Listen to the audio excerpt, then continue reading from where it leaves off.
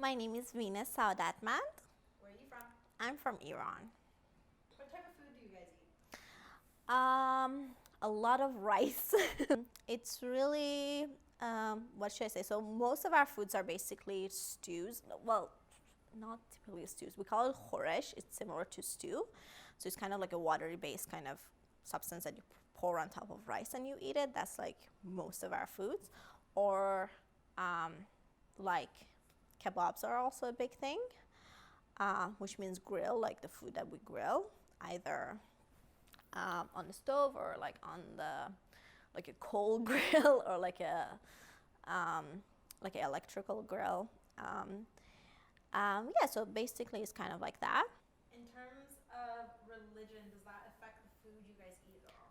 Because of most of the people are Muslims, there is no pork food, so kind of the culture, it doesn't matter what your religion is, you cannot find pork, like any kind of like thing there. So our food doesn't have pork in it, so that's like a main thing. In our culture, we call some foods warm and some foods cold. It's not the temperature of the food, but the reaction that it makes inside your body when you eat it. So cold foods, usually if you eat a lot of cold foods, it causes a lot of like stomach ache. It's like a different kind of issues in the stomach area.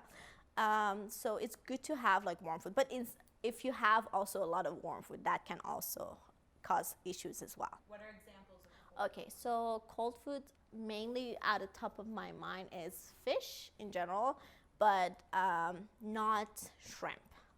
Most of the seafood, not shrimp, not shark meat, that is also warm.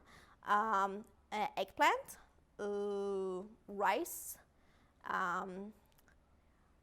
no, beef is cold, lamb is warm, chicken is cold. And then warm food are mostly like chocolate is very warm, nuts are very warm.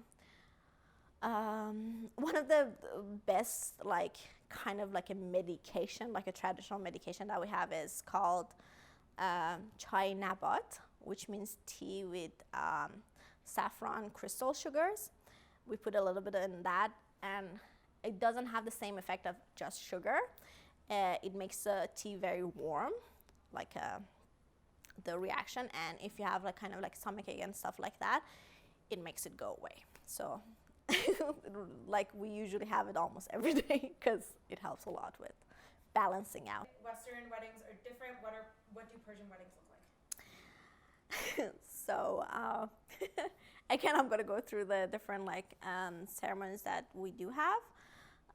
After like the proposal, we do have something called baleburun, which is mean taking yes or bringing yes, and it's a kind of like a small party with the family, and this is like making 100% sure that the bride said yes, even though already she said yes. And then it's the engagement party. After that, for the main wedding like parties, it's Hana Bandun, Aqd, Arusi, and Patakti. Hana Bandun is small kind of party, not as big as the wedding. But so basically like your family, your friends are all there. There's a lot of like dancing and food and everything. And basically the main part of the ceremony is henna. So you put it in between the bride and groom's hand, and also money. I don't know exactly what the meaning of that is, but yeah, that's some kind of like an old cultural thing that we do. And then it usually happens a week before the wedding. That's how they usually plan it. So the main three things, sometimes they do the 3 days or 2 days, mostly 2 days. So on the day of the wedding, you have Aqd and Arusi. Aqd is basically the ceremony, like it's called the ceremony, right? Where you say, I do, kind of the thing. It's the ceremony, and then Arusi is the party, the reception that is after it. During Aqd, so our culture is that it's usually with closer people, like the family and like close friends, not as big as the Arusi, which usually comes down to like 50 people. That's like a very small gathering. It's usually in like a smaller rooms. The main part of it is that there is this We call it sofre act, which is it's like a big cloth, usually like a silk kind of a cloth that they put on a very short table or like on the floor. That is like the bride and groom where they're gonna sit down. And there are some specific things that has to be on that. The main thing is the mirror and candelabras, like 2. They're also very like fancy, like kind of mirror and candelabras, because there's a whole thing with shopping those, so they're very specific.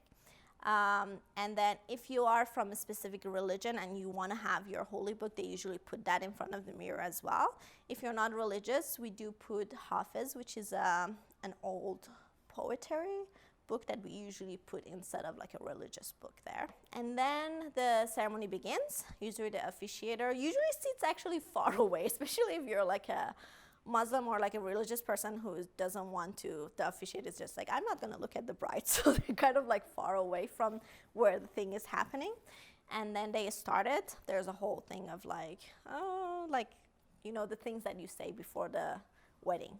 It's kind of similar to weddings here. And then it goes to, they ask the bride first. So they ask it, usually in our culture, you ask it 3 times.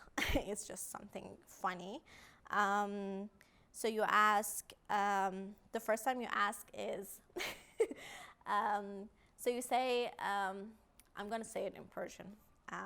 It's like, آیا وکیلم شما رو به عقد آقای blah blah blah, the groom's name, در بیارم. So the first time, the bride doesn't answer, and the guests, usually the women, will say that the bride went to pick some flowers, and then everybody just claps and cheer, and then they ask, I'm gonna ask for the second time, and then they ask, and then everybody say, the bride went to bring some rose water, and then everybody just like, woo, and again cheer and laugh. And then the third time they ask, it's just like, I'm gonna ask for the third time, would you like to take this man? And then she finally will be like, with the permission of my parents and all the grown-ups in my family, I do. And then everybody will be like, oh. And then they ask the groom, and he should answer right away, because of course it's the groom. And usually during the ceremony that's happening, so usually bride and groom are sitting on chairs next to each other. They're not standing up. And on top of them, usually the close member of the family, usually single women or like happily married women, will hold this like cloth, and they take turn to grind some like big sugar cubes kind of thing. They kind of grind it on top of this cloth, on top of their heads. So that's kind of a tradition that we have. What will you have at your wedding in terms of food? Okay, so for the wedding, there's usually like a roasted lamb on the table. Right in the middle of the buffet table. We call it a bare kebabi, which means the kebabbed lamb. There's also 2 main foods that you can find in every wedding, which is bagali polo ba mahiche and also zerish polo ba morg, which is fava bean rice with lamb shank, and the other one is barberry rice with chicken. And then, of course, they always have saffron rice on them as well. And then we have different kinds of kebabs, so mainly shishlik, which is the lamb chops kebab, sultani, which is a mix of tenderloin, like it's like usually comes with sultani is like a 2-square kebab. It's tenderloin veal kebab and also the ground beef kebab. And yeah, like a chicken kebab, and there's also a lot of desserts like caramel jelly, like ice cream cake. There's a bunch of like different kind of dessert that they put, the different kinds of like cakes and stuff. Solid. Yes. So yay. Cool.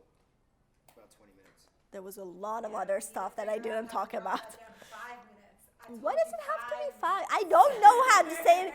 You ask questions. I cannot answer them in 2 words. Or